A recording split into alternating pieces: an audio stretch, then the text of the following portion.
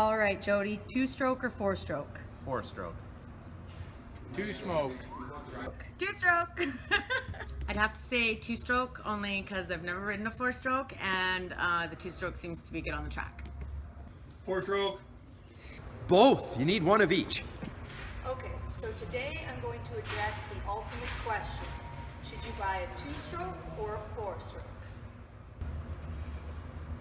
All right, so let's talk about the four-stroke. Right now I'm standing in front of a 2016 350 XCF 6 Days Edition. So one of my favorite things about the four-strokes is the power delivery. It's very consistent and smooth, and you always know what to expect. Another thing about the power is the bottom end torque. You have power right there when you need it, even in the low RPMs. Another great thing about the four-stroke is the fuel injection. This makes your throttle very responsive, and the best part is you don't have to adjust your jetting depending on altitude, temperature, things like that. It's all done for you. You don't have to worry about a carburetor. Another good thing about the four-stroke is you don't have that giant header pipe super exposed to get all smashed up.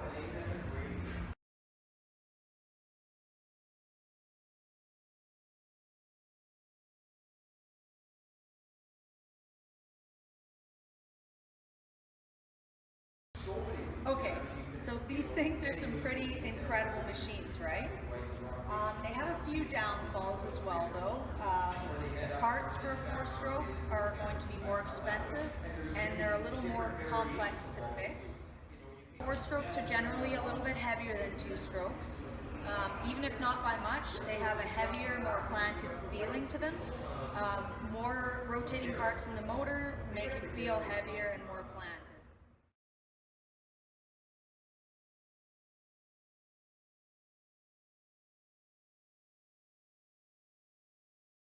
Now let's take a look at the two-stroke. In front of me here is a 2016 300 XC. So let's talk about some of the benefits to running a two-stroke. These things are super light and nimble, really flickable, easy to throw around, relatively low maintenance, and they're easier to fix. Parts for these things are cheaper than four-strokes. One thing that a lot of riders love about the two-stroke is the power band. It makes these things a ton of fun to ride, and the power to weight ratio is great.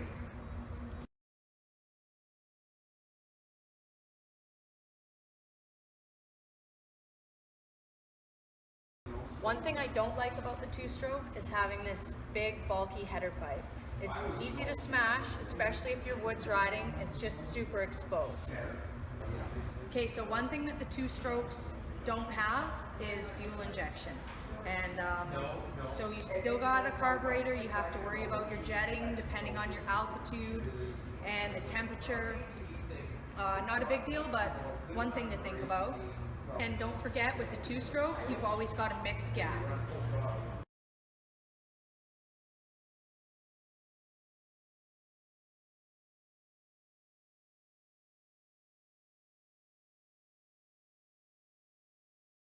So it all depends what kind of terrain you're riding, how tall you are, how much you weigh. I really enjoy my two-stroke in the woods. I'm a pretty small person, and having a lighter, more nimble bike is beneficial to me, especially in 3-hour cross-country races.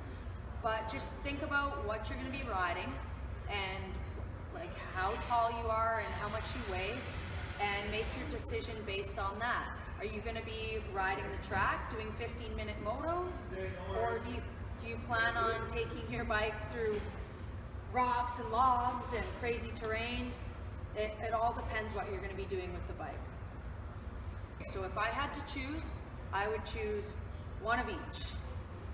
One two-stroke for woods riding and a four-stroke for the track. The end. Done. So buy two bikes. Everyone buy two bikes.